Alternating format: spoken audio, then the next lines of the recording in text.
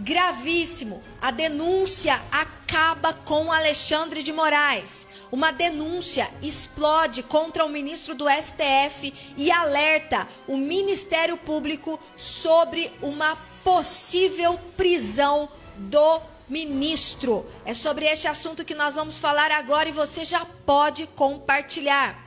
Leonardo Desideri compartilha em sua coluna no site Gazeta do Povo. Moraes está atropelando o Ministério Público. Por que isso é tão grave? A denúncia traz sobre a operação policial a mando de Alexandre de Moraes contra os empresários e diversas outras ações que, segundo a coluna, trabalham em usurpação das funções que são do Ministério Público. Ao autorizar a operação policial de busca e apreensão contra 8 empresários, o ministro do Supremo Tribunal Federal, Alexandre de Moraes, fez mais do que criar uma aberração dentro do Poder Judiciário, diz Leonardo. Ele passou por cima do Ministério Público Federal, relativizando a importância de um órgão essencial para a garantia do devido processo legal. Além de ter aberto ele próprio a série de inquéritos relacionados às fake news e aos chamados atos antidemocráticos em usurpação de funções que são do Ministério Público Federal, Moraes negou os diversos pedidos de arquivamento dos inquéritos feitos pela Procuradoria-Geral da República e não intimou o Procurador-Geral da República antes das medidas contra os empresários. É absolutamente inviável que medidas cautelares restritivas de direitos fundamentais que não constituem um fim em si mesmas sejam decretadas sem prévio pedido e mesmo sem oitiva do Ministério Público Federal, disse a vice-procuradora-geral da República, Lindora Araújo, em uma manifestação após a decisão. Na última sexta-feira, Lindora pediu que o STF encerre imediatamente as investigações contra os 8 empresários. A prática de escantear o Ministério Público Federal tem se repetido nos últimos meses, o que preocupa muitos procuradores e promotores. Em comunicado recente, a Associação Nacional do MP Pró-Sociedade afirmou que as medidas de Moraes são capazes de abalar alicerces mais profundos e importantes do regime democrático, do devido processo legal e da proteção das demais liberdades individuais. Para Marcelo Rocha Monteiro, procurador da Justiça do Ministério Público do Rio de Janeiro, o que vemos é o retorno à lógica da Inquisição. E comenta: ele, Moraes, está ignorando o sistema acusatório, está nos levando de volta ao sistema anterior ao acusatório, que era chamado de sistema da Inquisição. O juiz inquisidor era o único sujeito do processo. Ele investigava, ele acusava, ele processava e ele julgava. A ideia do sistema acusatório é separar essas funções. Tudo isso existe para quê? A pessoa está correndo o risco de ir para a cadeia.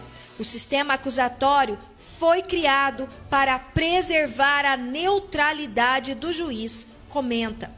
Monteiro recorda que o Poder Judiciário é inerte e não pode tomar nenhuma medida de investigação ou contra o réu por iniciativa própria. Ele só pode tomar qualquer medida como bloqueio de contas, busca e apreensão domiciliar, interceptação telefônica ou até mesmo prisão, atendendo a pedido. De qualquer um, não. Quem são os atores do nosso sistema de justiça na fase de investigação? São 2, Polícia e Ministério Público. O que a gente tem visto neste episódio e em vários outros é que o ministro Alexandre de Moraes tem passado por cima do Ministério Público, explica Monteiro. Para ele, o que torna o caso ainda mais grave é que Moraes atendeu a um pedido de medidas cautelares feito pelo senador Randolfo Rodrigues, que é coordenador da campanha de Luiz Inácio Lula da Silva à presidência da República. É um candidato adversário daquele apoiado pelos investigados. Este senador não tem legitimidade e não tem isenção, porque ele está pedindo a um juiz medidas contra adversários do candidato dele, sendo que ele não é polícia e não é Ministério Público.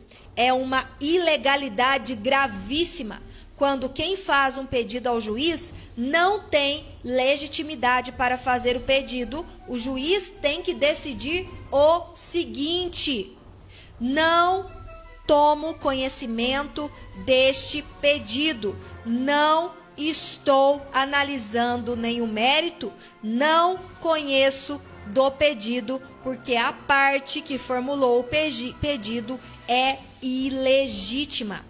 Ignorar pedidos de arquivamento da PGR por si só já é ilegal, além de não intimar o Ministério Público sobre as ações, de ferir o princípio da inércia do Judiciário e de ter aceitado o pedido feito por uma parte ilegítima. Moraes também tem ignorado os diversos pedidos de arquivamento dos inquéritos relacionados às fake news.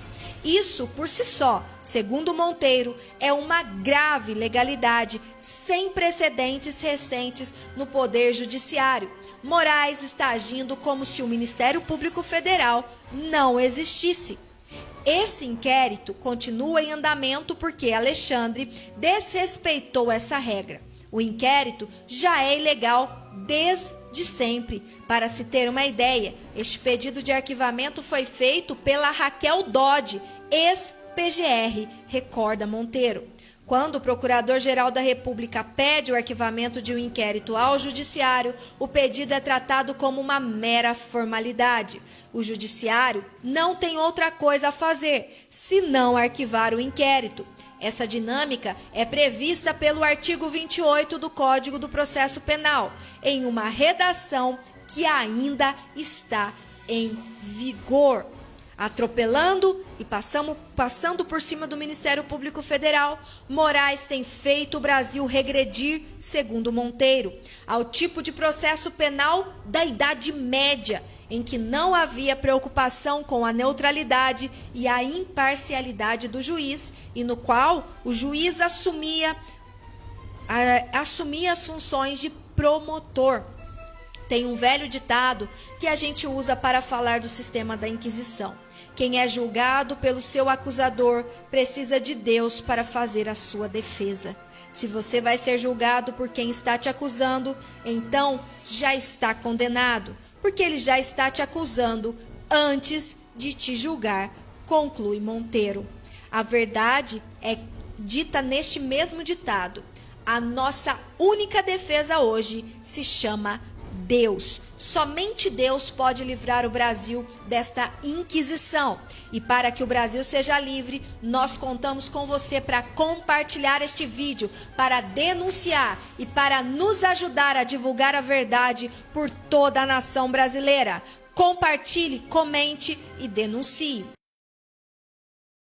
Uai, seu app de vídeos curtos.